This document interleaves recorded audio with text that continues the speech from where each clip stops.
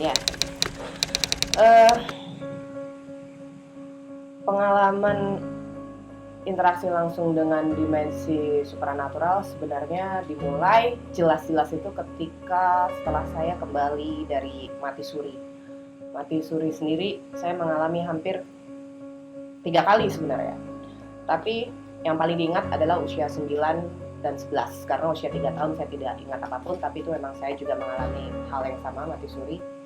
Ketika usia 9, di hari ulang tahun, saya sakit, tidak ada nadi, dibawa ke rumah sakit, tidak ditemukan vena juga, diinfus segala macam.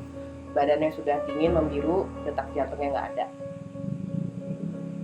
Itu nyaris hampir 24 jam. Tapi yang saya ingat, selama itu saya bukan berada di tempat tidur, tapi saya seperti berada di tempat lain. Nggak tahu mimpi, nggak tahu bukan, tapi setelah saya dewasa saya baru sadar itu bukan mimpi.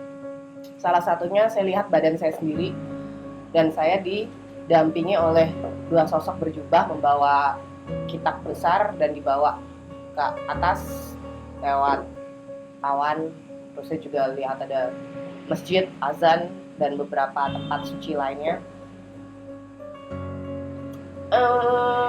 Itu ada pengalaman spiritualnya adalah sampai sekarang kalau saya ingat, saya benar-benar merinding banget. Karena apa? Belum tentu saya akan semudah itu melakukannya.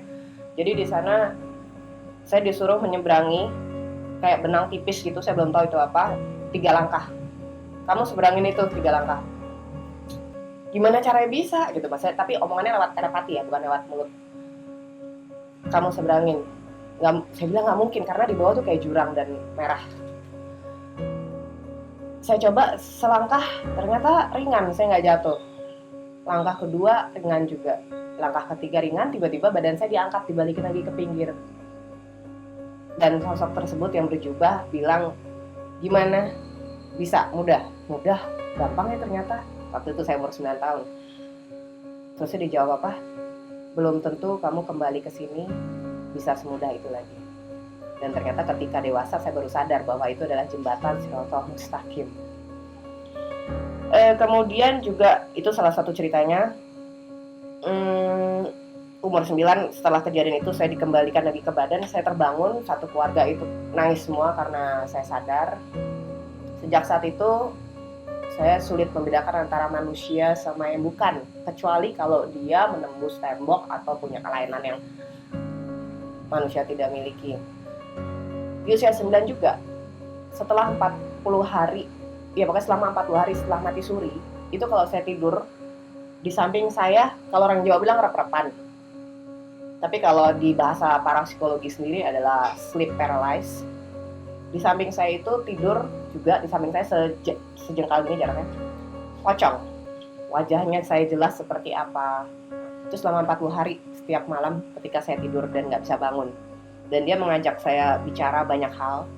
Dia bilang, kamu nggak perlu takut melihat saya, karena kalau ketika kamu dewasa akan lebih banyak yang lebih seram, lebih buruk rupa dari saya, kayak gitu.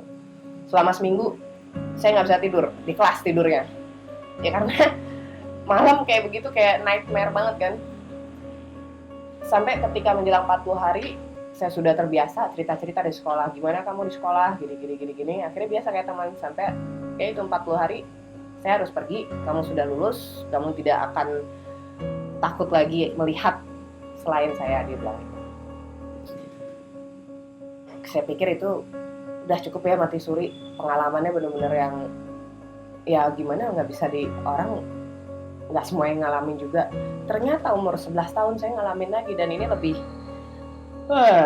nggak masuk di akal. Karena apa? Waktu itu lagi liburan di Parangtritis, umur 11 tahun, cari kerang, mainan kerang. Anak kecil kan biasa di pinggir pantai. Keluarga sebelah sana agak jauh. Saya lagi cari-cari, tiba-tiba keluarga tuh kayak lambai-lambai gini. Saya pikir ngapain mereka? Oh, saya dada-dada aja, hai gitu. Lalu mereka nunjuk-nunjuk ke belakang. Saya lihat ke belakang, nggak tahu ya, saya tuh udah di pinggiran pantai, apa yang ombaknya tuh udah di atas kepala saya gitu. Saya nggak bisa lari, tiba-tiba ya langsung ditarik. Dan itu masih teringat sekali ketika digulung ombaknya, rasanya kaki udah nggak bisa nyentuh pasir lagi. Dan pikiran saya pada saat tergulung itu ya, pikirannya adalah, ya saya kali ini mati beneran deh, ya kali ini mati muda, kasihan banget sih hidup gue, badan nggak ketemu nih. Pikirannya tuh udah yang, aduh ini kalau di laut gini nggak akan ketemu gitu kan, karena dari cerita-cerita banyak sekali korban di sana kan. Tiba-tiba ada suara, buka mata kamu. Saya pikir suara siapa? Saya pikir cuma imajinasi atau halu. Terus saya lagi, buka mata kamu.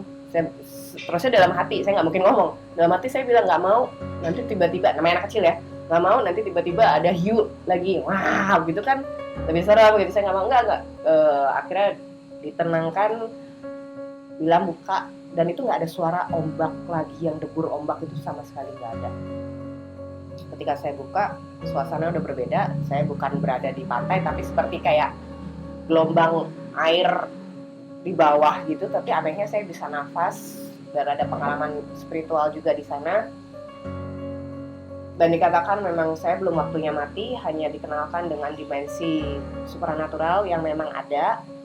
Dan saya juga disampaikan, kalau ketika kamu dewasa, ketika kamu menulis buku, sampaikan bahwa aku bukan untuk disembah.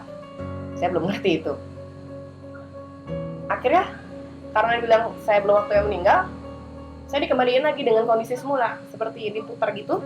Tapi habis itu kayak badan saya naik ke atas, kayak duduk di atas kursi yang kayak sofa gitu, di atas air ya, aneh deh, kayak sofa air gitu. Dan itu keluarga ngeliat gitu, smooth banget sampai di pinggir pantai. Saya bengong, keluarga yang teriak-teriak nangis gitu, yang dipeluk-pelukin. Mereka pikir saya benar-benar hilang karena setelah tergulung itu saya nggak ada. 11 menit di dalam air. Bayangkan manusia hanya bertahan itu sekitar maksimal 3 menit untuk bertahan tidak nafas di dalam air. Apa yang terjadi? Allahu a'lam. Itu dia. Tapi memang pengalamannya sejak saat itu dengan dimensi supranatural semakin jelas interaksinya, semakin, dan komunikasi dengan usia kejadian di 11 tahun itu sampai sekarang juga masih. Cuman banyak hal pesan yang disampaikan kepada saya. Ya, setelah itu akhirnya ada rombongan. Setelah itu akhirnya, ya kehidupan saya sehari-hari kayak orang normal. Ya kerja, ya melakukannya sama seperti orang lainnya. Cuman saya termasuk insomnia. Kadangkala saya bisa nggak tidur berhari-hari, tapi nggak lelah fisik. Itu dia. Apa yang saya lakukan ya, pada akhirnya saya cuman, kalau nggak ada pekerjaan ya saya melakukan ya meditasi, zikir, benar-benar mendekatkan diri kepada sumbernya hidup. Itu paling utama. Karena apa? Saya teringat ketika saya usia 9 tahun, ketika menyeberangi Shiratal Mustaqim dan dikatakan, belum tentu kamu kembali ke sini akan semudah itu menyeberang. Jadi pesan buat diri saya sendiri secara personal adalah, apapun yang saya lakukan saat ini, saat hidup ini, itu akan menjadi bawaan kita kelak nanti ketika kita kembali lagi ke sana. Menyeberang itu akan ringan atau mudah, itu tergantung apa yang kita lakukan, kita pikirkan, kita ucapkan kepada diri kita sendiri ataupun kepada orang lain.